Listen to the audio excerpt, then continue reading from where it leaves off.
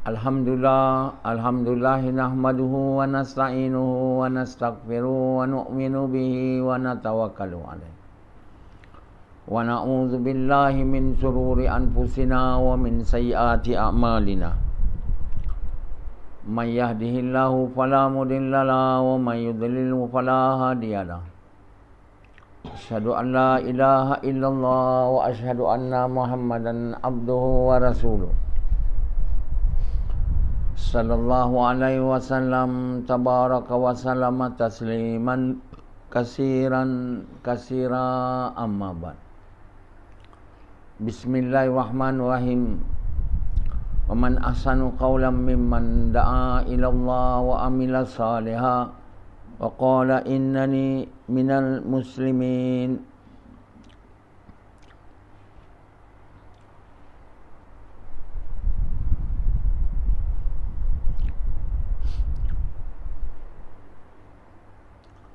Tuan-tuan, bapa-bapa sekalian dan ibu-ibu sekalian,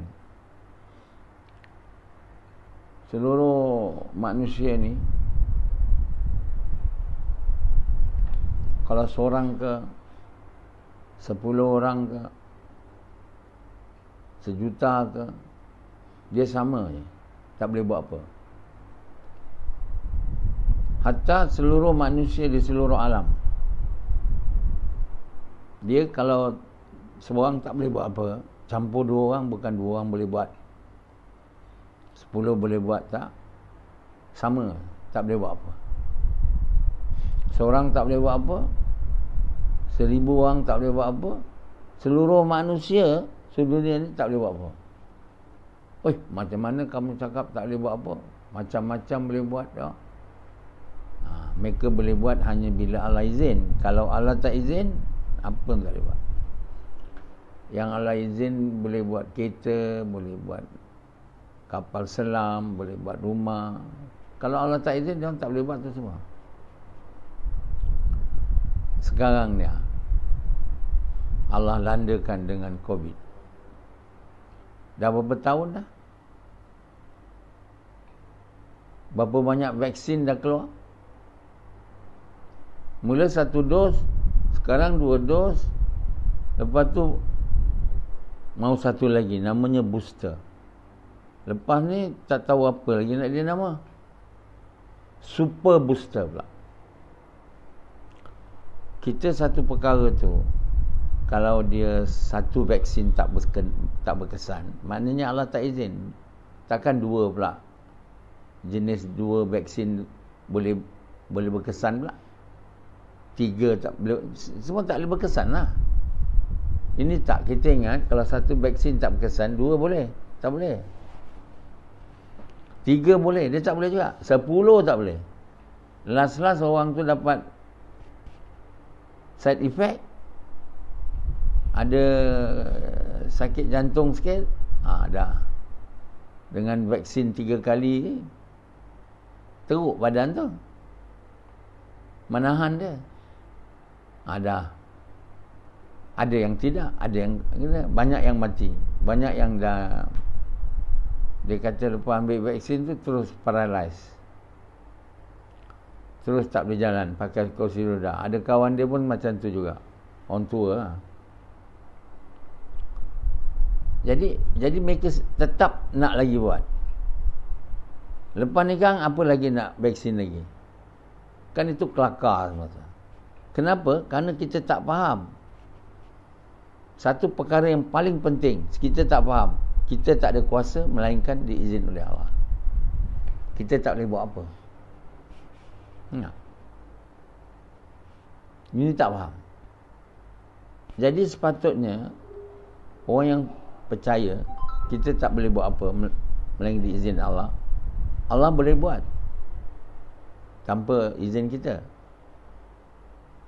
Oleh itu, dalam keadaan macam ini, sepatutnya semua orang menadah tangan ke Allah lah kan. Minta. Tak juga. Dah booster dah, masih lagi tak menadah tangan ke Allah. Minta ke Allah. Masih lagi tidak menadah tangan ke Allah, minta. Tak ada. Terus lagi nak cuba. sama ada vaksin lagi berkesan. Dia sama juga. Kalau satu tak berkesan, dua tak berkesan. Manusia kalau satu orang tak boleh buat, bukan 10 orang boleh buat. Sama aja tak boleh buat juga. Melainkan izin. Vaksin begitu juga. Satu vaksin ke, 2 dos ke, 3 dos ke. Bila satu vaksin dah tak berkesan, kita dah kembalilah kepada Allah. Seluruh dunia tak kembali, termasuk yang kat Malaysia. Termasuk Yazid Samad yang dah ambil 2 vaksin. Sekarang Samad kena pergi pada booster pula. Betul tak? Sekolah dia, universiti dia, kerana nak kerja, kena ambil booster. Lepas tu super booster. Apa lagi nak dipanggil? Mula 1 dos tak berkesan kan, 2 dos. Sekarang ni 2 dos pun kena juga. Kena COVID lagi tu. Ada orang tak ada dos pun, tak COVID lagi kena. Sufian berapa dos? 2. Booster kena ambil. Tak kerajaan suruh ambil booster. Jadi tuan-tuan bapa sekalian, oleh kerana kebodohan namanya, kejahilan tentang iman ni, tentang tauhid lah. Namanya jahil tauhid lah. Yang semua ustaz-ustaz kata penting tauhid, sembang aja. Sembang tau, cakap aja penting tauhid, tapi tauhid tak ada, masih mempersekutukan Allah. Mana? Termasuk ustaz yang mengajar tauhid tu lah. Malaysia ni ada, bukan ada ustaz, menteri agama yang diambil dari PAS sekarang ni. Dulu menteri agama sebelum ni, waktu apa Muhyiddin, bukan PAS, bukan apa, graduate dari Saudi.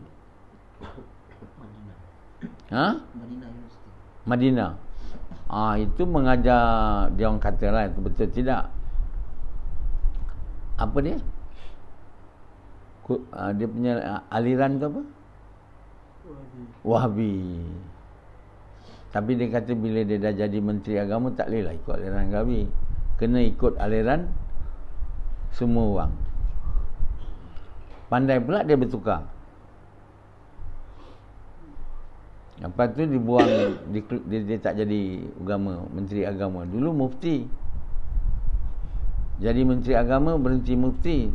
Sekarang dia tak ada kerja. Dia ambil orang PAS pula. Sama juga, tak faham juga. Dia orang buat macam-macam peraturan. Konon nak mengekang bertersebarnya COVID. Jadi daripada orang-orang agama, okey, mula-mula dulu tak ada semayang berjemaah di masjid atau di surau, completely tutup. Kemudian dibolehkan jarak sampai kali ini, boleh jarak, boleh pula jarak. Kenapa dulu tak boleh? Dari mula. Kalau kita betul-betul percaya Allah tu boleh memberi COVID dan tak boleh memberi COVID, boleh memberi COVID tu bahaya, boleh memberi COVID tu ada kuasa bahaya, dan boleh tak ada kuasa bahaya. Takkan pula Allah bagi kat orang yang nak semayang berjemaah ni bahaya, yang nak rapat-rapat. Kalau Allah bagi bahaya, apa guna Allah bagi semayang berjemaah tu? orang buat gas rumah ke rumah, ajak orang kepada Allah. Kenapa patut berhenti? Allah bagi kat dia orang ni COVID, dan COVID tu bagi bahaya, dan yang tak semayang, yang tak buat gas, Allah bagi dia orang sihat. Macam tu ke?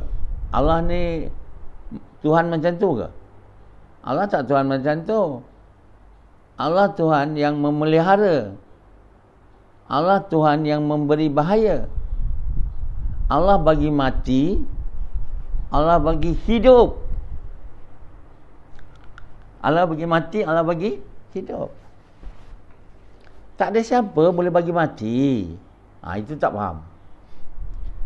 Dia ingat, Ustaz semua ingat, orang beragama ke tidak ke sama je.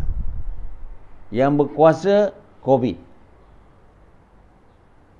yang berkuasa virus COVID tu, ni, ini percaya. Percaya kan? Kau percaya kan? Bukan Tuhan. Apa Sufyan percaya? Yang berkuasa siapa Sufyan? COVID.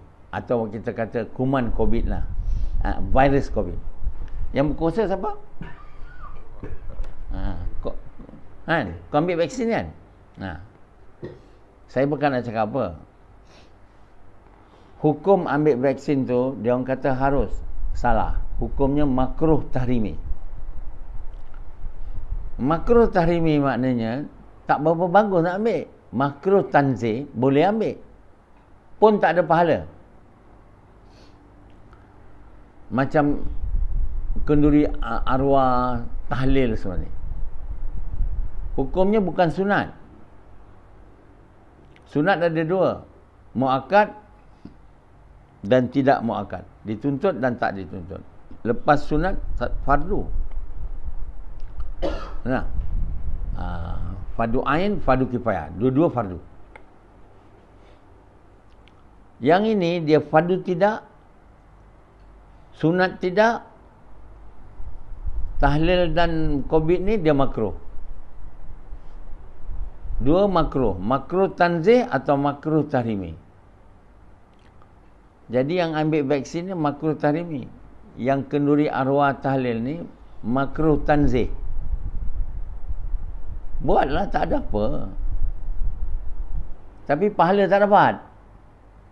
Apatah lagi yang dibaca tu nak sampai kat orang yang mati tu.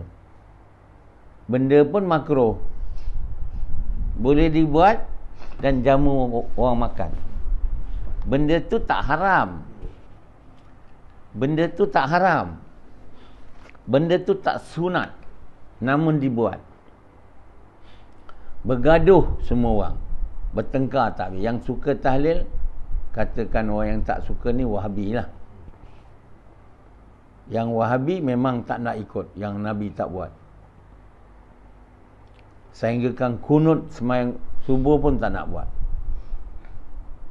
Tapi dia orang bagi tahu dalam ceramah dia, Abu Bakar buat, Omar buat, Osman buat, Ali buat. Dah sahabat yang besar pun buat. Mana boleh Nabi tak buat? Mana boleh makruh? Tak payahlah ambil hadis-hadis riwayat orang lain tu. Tengok Abu Bakar ada buat aja, Nabi mesti ada buat. Abu Bakar ni dia takkan buat bila dia tengok Nabi tak buat. Sedangkan nak tulis Quran tu, nak jadikan dia kitab tu, Abu Omar berye suruh, dia takut tak boleh buat. Nabi tak buat. Kau boleh suruh aku pindahkan gunung, tapi nak buat benda yang Nabi tak buat, aku tak nak. Pindahkan gunung pun Nabi tak buat juga, tapi maksudnya bukan hal agama lah. Tapi dia akhirnya ikut juga. Alhamdulillah. Kalau lah Abu Bakar ni Allah tak buka kan, sampai sekarang kita tak boleh baca Quran. Quran tak ditulis. Sedangkan Allah suruh dalam Quran tu menulis wasiat. Wasiat orang nak mati nak tulis apa, ditulis. Ada pakar dia menulis tentang apa ni, kena dipilih di kalangan mereka yang mahir tentang ilmu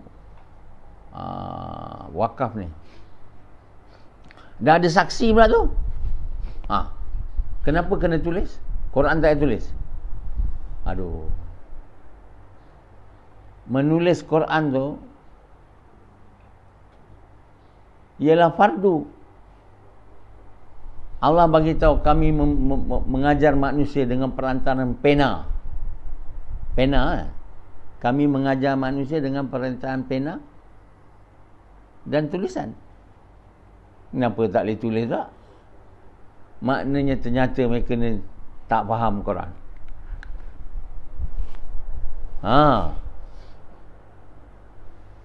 Kamu mungkin tak setuju dengan saya lah, mereka tak faham Quran.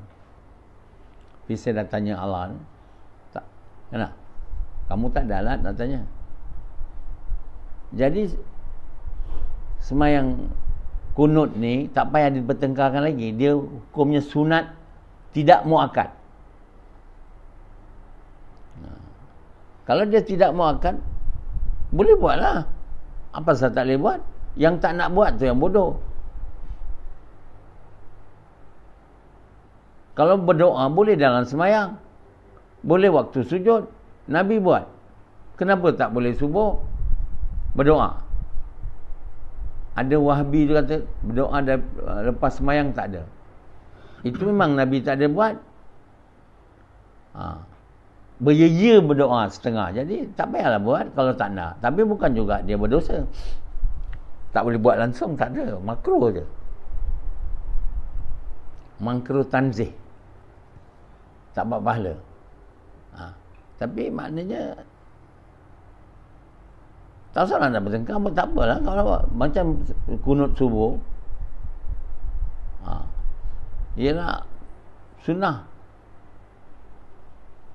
tidak muakkad. Vaksin ni makruh tahrimi. Doa tahlil tu makruh. Semalam abang kakak saya buat tahlil 3 malam dah. Dia online. Dia marah saya, anak saya tak ada ambil bahagian, saya pun tak ada. Saya pun tak apa-apa tahu macam mana tu. Semalam baru saya dapat bersama dia. Tapi dia amalan makruh. Makruh tanzih. Tak dapat pahala. Aku tanya Allah, tak dapat pahala. Tapi tak apalah, boleh buat lah. Kan? Kerana ialah masyarakat kakak punya. Jadi banyak perkara kita tak tahu. Orang macam saya ni patut diterima untuk jadi penasihat. Saya dah minta permohonan jadi penasihat waktu Najib lagi. Dan lepas Najib Mahathir, saya boleh tunjuk surat tu. Namun saya punya permintaan ni tidak diterima. Jadi saya dah tak bersalah tau. Saya bukan tak sangat jawatan tu, tapi saya menunaikan perintah Allah. Orang seperti saya ni patut diambil jadi penasihat. Kalau tak mau jadikan saya Perdana Menteri lah. Tapi tak nak. Degil. Jadi huru-hara lah negara. Negara ni dia orang kata akan jadi macam inilah Malaysia. Duit Malaysia ni akan jadi rendah nilai dari Indonesia.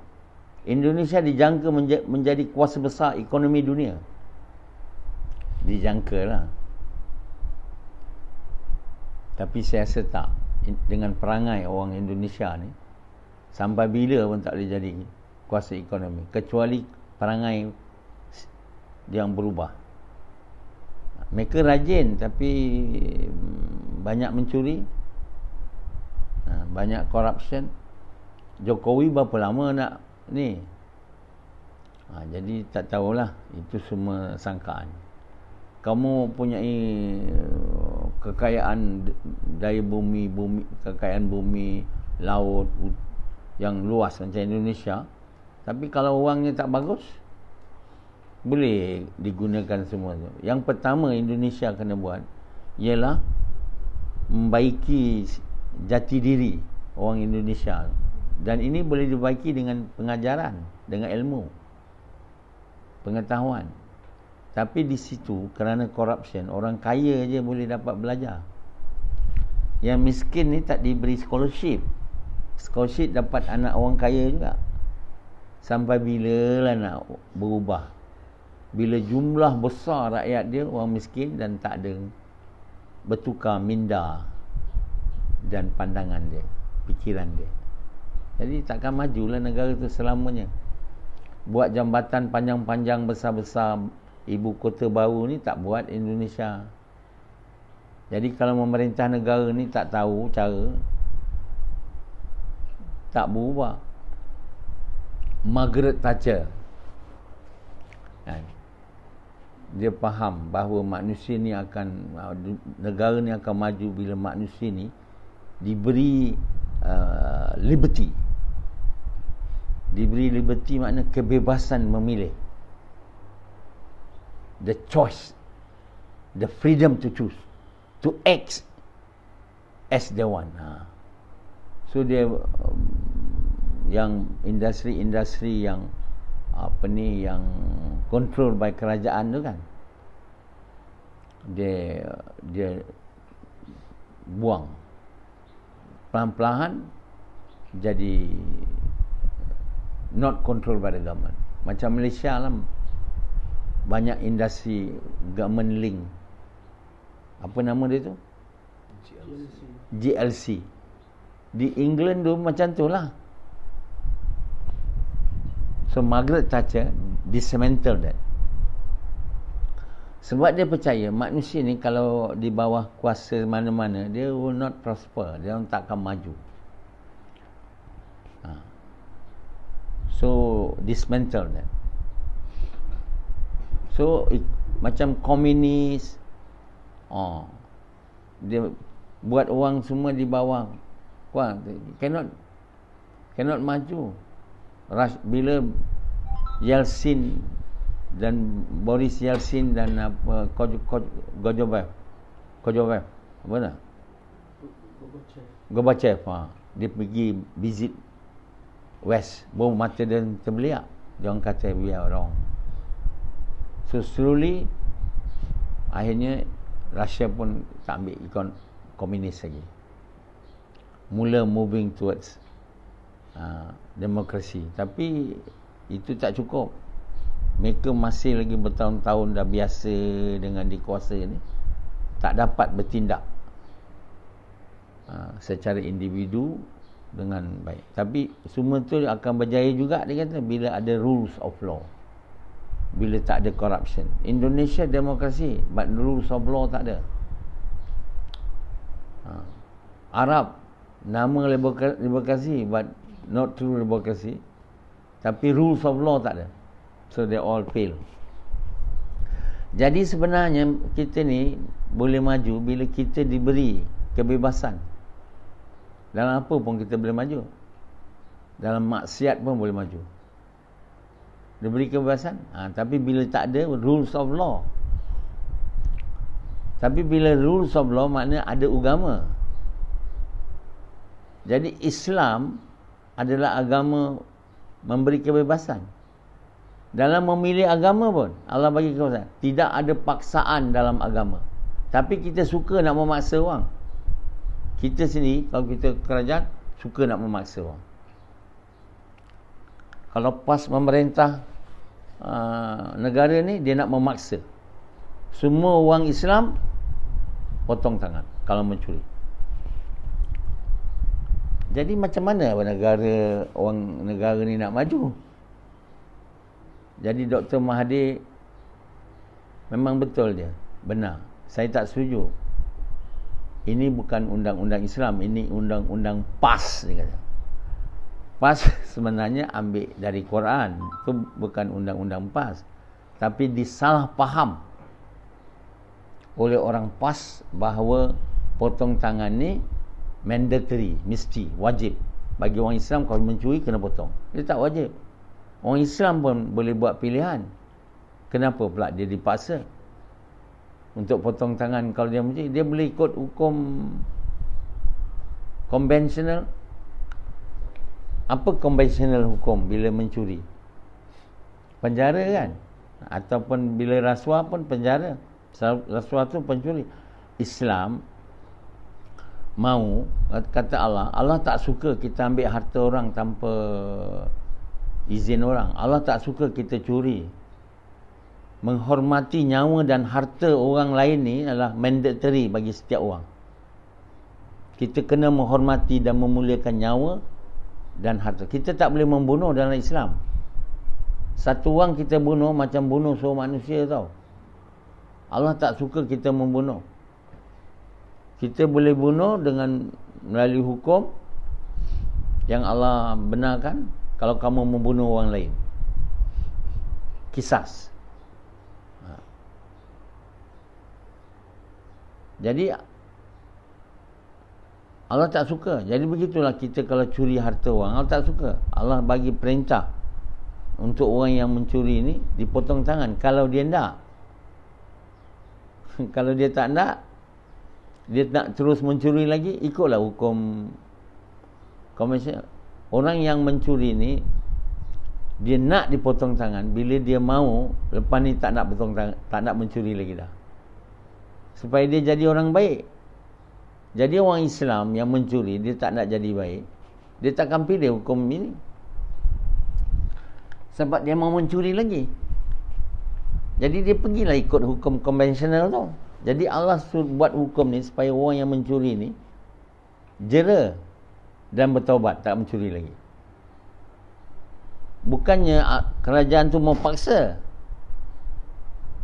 Macam PAS. Jadi PAS ni dia tak faham agama ni. Allah bagi tahu tiada paksaan. Bukan saja nak mengucap kalimah tak ada paksaan. Nak ikut perintah Allah tak ada paksaan. Kenapa pula? Oh, kita orang bukan Islam masuk Islam tak boleh paksa. Tapi orang Islam yang dah mengucap kena paksa. Mana betul? Jadi tak betul ayat tu, tak ada paksaan dalam agama. Agama ni bukan mengucap aja.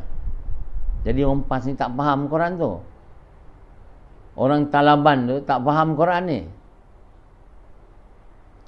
Bila tak ada penasihat dia, orang faham Quran, huru-hara lah. Saya dah minta jawatan tu, tapi tak dapat. Bukan saya mau duit. Saya tak payah duit untuk buat tu. Saya tak ada kerja pun dapat duit.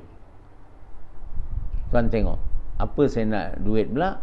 Saya ada duit pun saya kena belanja duit tu. Kalau saya banyak duit banyak di jalan Allah. Bukan saya boleh simpan jaga kaya. Saya bukan orang tak ada takwa. Saya kekasih Allah. Takkan nak bersekongkol dengan duit, tak. Duit hanya untuk keperluan. Lebih mau dibelanjakan. Baru kita kekal menjadi kekasih Allah. Kalau kita jenis dapat duit banyak simpan lagi, invest lagi, itu bukan kasih Allah. Bukan orang takwa tu. Orang Islam aja mungkin. Atau bukan orang Islam. Nama aja Islam. Orang yang simpan duit banyak ni, tak ada zakat, tak ada bagi charity ni bukan orang Islam. Mungkin orang Islam lemah imannya. Berserbanlah kamu. Berjubahlah kamu. Janggutlah. Pergilah haji. Semayanglah banyak. Allah tahu hati kamu. Kamu ni cinta dunia, bukan cinta aku. Kamu tak payah tipu aku lah, kata Allah. Banyak orang hari ni suka nak menipu Allah dan menipu orang. Berjubah lah, beria-ia, berpakaian, nak menunjuk warak sangat. Buat apa? Orang tahu kita warak ni, apa gunanya? Ada guna? Ada gunalah, sebab orang puji kita adalah suka waraknya, takwanya, macam Samad kan.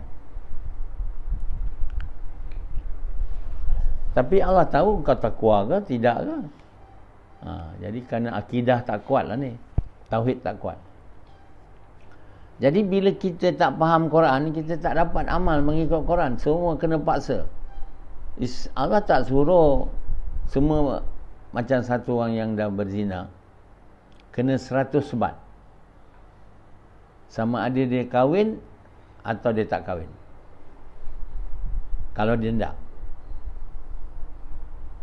ya, dalam tu tak disebut 100 sebat ni. 100 sebat ni orang yang bujang tak disebut dalam Quran tu. Tahu? Tak disebut 100 sebat. Kalau mereka tu orang Islam, dia nak 100 sebat, baru dibagi dia 100 sebat. Tujuan dia nak 100 sebat ni supaya dia bertaubat, lepas tu tak nak buat lagi. Kalau dia tak nak, tak payahlah, teruslah berzina lagi. Maknanya orang Islam yang tak nak ni, dia boleh terus berzina lagi lah. Tak payahlah report. Kalau report pun orang takkan nak sebat awak pula. Awak tak nak kena sebat, biarkan, teruslah berzina lagi. Besok berzina lagi, lusa berzina lagi, semalam main pelacur, sekarang lepas tu teruskanlah sampai mati. Allah tak mau kita masuk neraka. Jadi tak ada paksaan dalam Islam ni. Kita boleh buat hukum ni, apa pasal tak boleh buat untuk orang yang tak? Jadi orang yang nak disebat 100 rotan ni, kita bagi tahu kat dia, saya nak. Tapi Allah ni kita kata Maha Pemaaf, Maha Pengampun. Kamu boleh tidak kena 100 sebat kalau kamu sedia bertaubat. Tapi taubat ni mesti ada tanda juga. Takkan kau saya bertaubat, tak boleh. Kamu kena mengucap 2 kalimah syahadah, sama ada Islam atau bukan Islam. Kamu kena masuk Islam, dan selepas tu kamu kena buat kerja perintah Allah yang paling besar. Kerja mengajak manusia kepada kebaikan, mencegah kemungkaran dengan korban harta diri, dengan cara Nabi SAW, dengan niat bersuka, dan bersemayang berjemaah kalau lelaki atau perempuan di rumah. Kamu dua ni senyap buat, boleh. Macam mana kerjanya akan diberitahu pada kamu. Hai mau gas, cuti mati saja. Sebulan 3 hari kamu kena keluar di kawasan bandar. Setahun kamu kena keluar 4 bulan, 40 hari untuk mencegah mungkar di negeri dan di seluruh dunia. Cuti mati saja, boleh.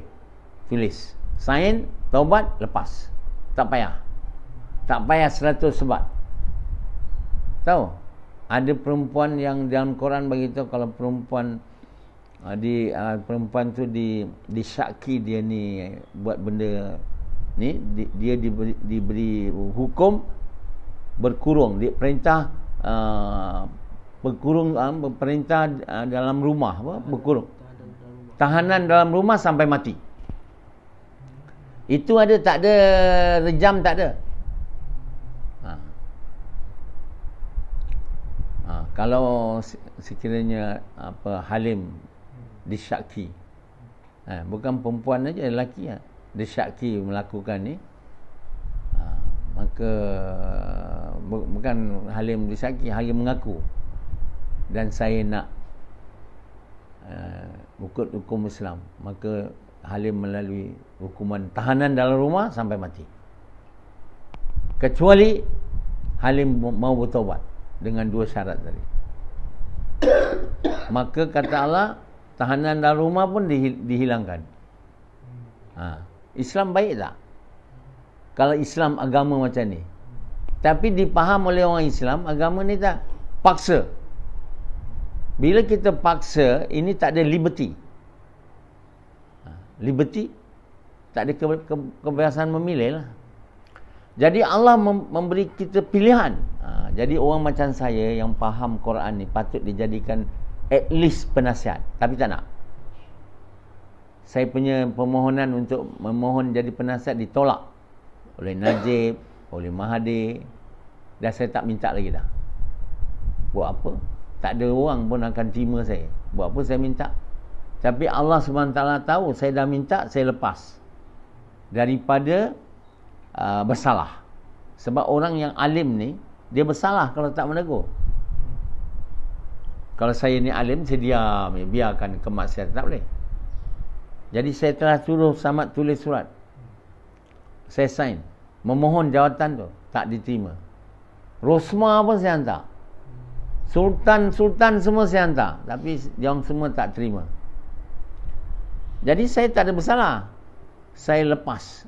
Bila ditanya oleh Allah, saya cakap saya dah tulis, diorang tak terima saya. Sekarang saya bebas. Saya bukan nak duit, jangan salah sangka kat saya. Saya boleh dapat duit dengan tak kerja pun. Allah bagi duit. Bukan selain pada Allah bagi duit. Kalau Halim tak nak bagi duit, tak ada masalah. Kan? Betul tak Halim? Bukan Halim bagi duit, Allah bagi duit. Halim tak nak, orang lain Allah pilih. Pendi tak nak bagi saya duit. Bukan Allah perlu Pak Pendi pula. Allah boleh bagi, Allah boleh bagi siapa saja kat dunia ni bagi duit kat kita dia. Ini kedekut sangat. Nak bagi duit. Ingat duit dia.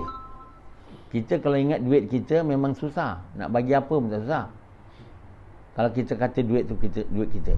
Duit tu bukan duit kita sebenarnya. Duit tu duit Allah bagi kat kita. Allah duga kita. Kau ni kedekut ke pemurah? Ini aku punya kekasih ni, dia dah tak kerja. Tak ada duit, kau suruh dia makan pasir ke? Kan? Macam Sufian. Ada bagi duit kat Misab? Berapa? Kau bagi apa? Tu bayar sewa rumah. Kau ada bagi tak? Lepas. Apa dia kata? Tak, Allah tak perlu siapa pun nak bagi duit kat saya. Yang bagi duit tu Allah. Jadi duit yang Allah bagi kat saya bukan duit saya juga. Duit Allah. Siapa Allah suruh saya bagi, saya bagi. Saya tak kira. Sebab itu bukan duit saya, duit Allah. Jadi kalau kita percaya duit ni duit Allah, kita punya badan ni ada Allah punya, masa ni Allah, kita patut semua guna apa yang Allah bagi kat kita ikut suka Allah, bukan ikut suka hati, tapi kerana akidah kurang. Macam Halim, ingat duit-duit dia, badan-badan dia, masa-masa dia, semua dia punya. Mana betul? Dia semua amanah. Itu sebenarnya. Jadi kena tahu apa Allah mahu, bacalah Quran.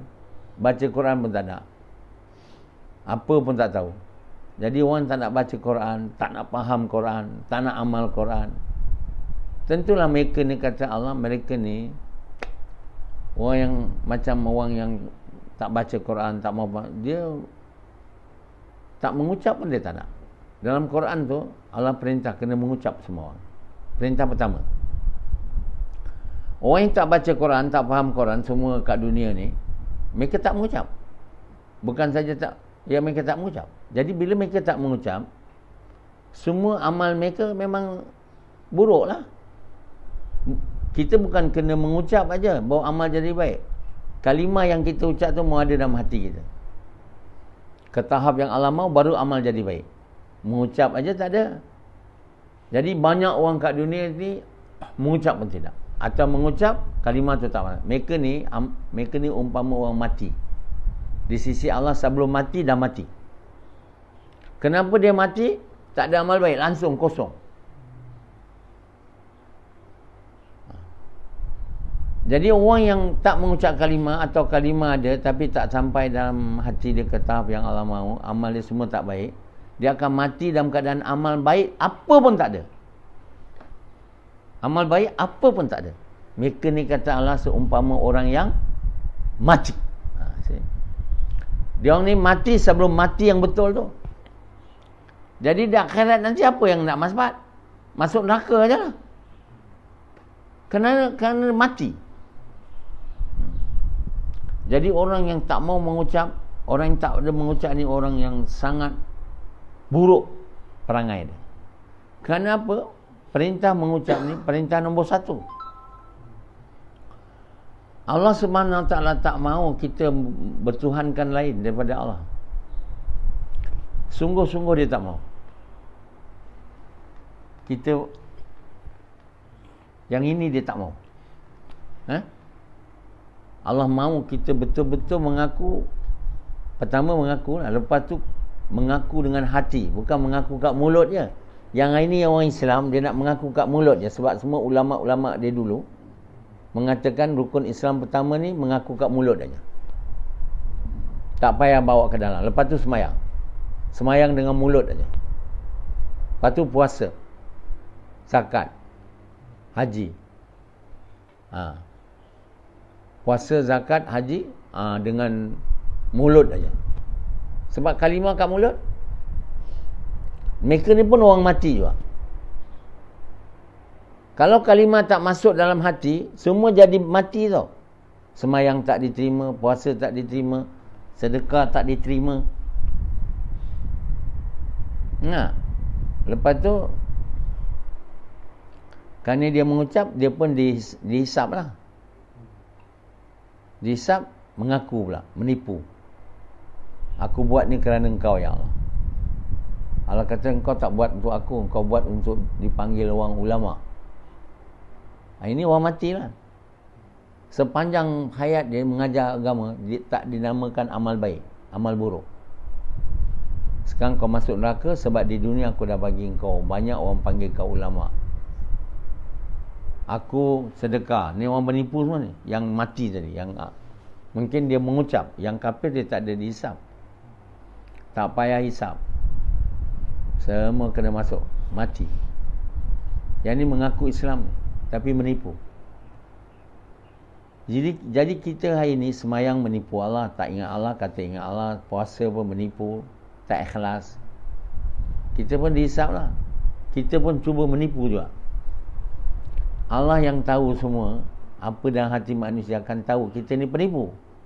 Kita belanja banyak harta, tapi buat untuk dipanggil dermawan. Pun cakap, Allah kata kau tipu. Mati di jalan Allah, kata syahid, aku biar. Allah kata kau tipu. Jadi semua mereka yang mati sebelum mati ni, dia ni semua penipu punya orang. Dan di mahsyar nanti suka menipu, lastnya neraka juga. Jadi yang hidup ni, mereka yang ada amal baik. Sebab itu orang yang mati syahid, mata. Orang betul-betul mata lah. Betul-betul syuhada, bukan tipunya syuhada. Yang berperang bukan untuk dapat syuhada. Yang berperang untuk sukakan Allah. Yang keluar jalan Allah berperang dengan Nabi tu, di Uhud tu, mereka berperang untuk sukakan Allah. Mereka orang beriman beramal soleh. Di kalangan mereka yang beriman beramal soleh, di Uhud tu Allah setengahnya bagi cedera, selahnya Allah bagi dia mati. Allah buat mereka kalah dalam perang Uhud untuk memberi syuhada kepada sahabat. Sebahagian sahabat, sebahagiannya luka. Jadi mereka ni orang beriman beramal soleh. Yang tak beriman beramal soleh, waktu perang Uhud tu semua cabut lari. Yang mati ni tadi, Allah tak bagi dia syahid, tak bagi cedera, cabut lari. Nabi panggil dia orang pun dia orang tak heran. Nabi bilang terus perang. Tak, dia orang cabut lari. Dia orang kata kami bukan datang sini untuk mati, nak dapat harta. Kenapa Allah dan Rasul tipu kita? Kata Allah akan bantu. Mana bantu? Kita langgar perintah Allah, mana nak bantu? Disuruh tu tengok harta dah cabut. Perintah Nabi pun tak ikut. Nabi kata jangan bergerak sehingga aku bagi arahan. Tepat, jelas. Namun bila dah nampak menang, dia mula kata itu perintah masa perang. Lepas perang tak ada. Jom cabut. Kecuali ketua dia. Mana Allah tak, bantuan Allah tarik. Tapi Allah buat begitu supaya sebahagian sahabat dapat syuhada. Syuhada ni dia hidup. Allah kata jangan kata dia mati. Dia orang tak pernah mati, dia hidup. Waktu dunia pun hidup, dapat buat amal baik. Sekarang pun hidup. Maksudnya hidup, mereka ni terus tak ada masuk kubur, mahsyar, terus syurga. Jadi mereka dah ada dalam syurga. So mereka suruh Allah beritahu Nabi waktu tu beritahu tentang keadaan kami supaya sahabat-sahabat kami yang tak syahid ni akan juga. Jadi bila cerita tu diberitahu, dia orang semua nangis. Macam tu. Jadi mereka ni dikira hidup. Jadi orang yang tak ada amal diterima, tak nak mengucap pun tak nak buat kerja mengajak manusia kepada kebaikan, mencegah kemungkaran, tak mau semayang, maknanya kalimah tu tak masuk ke dalam hati, ke tahap Allah mahu. Akhirnya amal semua mati. Amal semua tak ada. Ni seumpama orang mati sebelum mati. Jadi tuan-tuan bapak sekalian, saya banyak cakap perkara dari satu ke satu ke satu ke satu. Bayan ni boleh tak boleh habis ni. Saya boleh nak berhenti sini dengan izin Allah atau tidak? Tapi kalau saya nak bayan sampai 2 jam, dengan izin Allah boleh. Sebab dia bertali apa saya cakap ni. Saya cakap tadi bahawa tak ada paksaan. Manusia ni jangan diberi paksaan. Beri dia kebolehan jadi kalau memerintah negara jangan buat orang. Jadi banyak orang suka nak buat benda dengan arahan. Tak nak free choice. Tak nak berniaga sendiri. Nak jadi cikgu je. Nak jadi polis, jadi askar, nak jadi pekerja orang. Orang ni dia tak buat ikut suruhan. Ini tak boleh maju punya negara. Kalau orang Melayu ni banyak nak jadi kerja polis, askar, cikgu, doktor, engineer, negara tak maju sangat. Negara ni maju bila setiap orang mau berniaga, bekerja ikut dengan keinginan sendiri, liberty. Nak betul-betul kerja hari, bukan nak cuti, nak tunggu raya Cina macam orang Melayu sekarang. Berdulu balik rumah kampung. Ini kalau Malaysia ni orang Melayu je duduk, saya ingat negara ni tak, dunia pun tak maju. Tapi kerana ada Cina yang tak bekerja dengan kerajaan, yang kuat bekerja, jadi orang Melayu ni berhentilah. Dia banyak kerja dengan orang ni. Kalau saya jadi Perdana Menteri, saya akan buat dengan izin Allah. Semua orang Melayu ni kalau mau, dia mesti jadi entrepreneurs. Bukan bekerja dengan orang macam Samad ni. Nak sangat bekerja dengan arahan. Tak ada. Allah pun tak mau kita buat. Allah mau kita buat dengan keinginan kita, mengikut perintah Allah, bukan dipaksa. Allah tak suka orang Islam dibuat dengan saya ni dipaksa. Saya sembahyang kerana mak saya suruh. Allah tak mau. Allah mau kita buat dengan hati yang ikhlas. Allah tak terima amalan kalau tak ikhlas. Begitu Allah mau kita jadi entrepreneurs. Buat betul-betul untuk Allah. Baru kita selamat dan berjaya. Okey.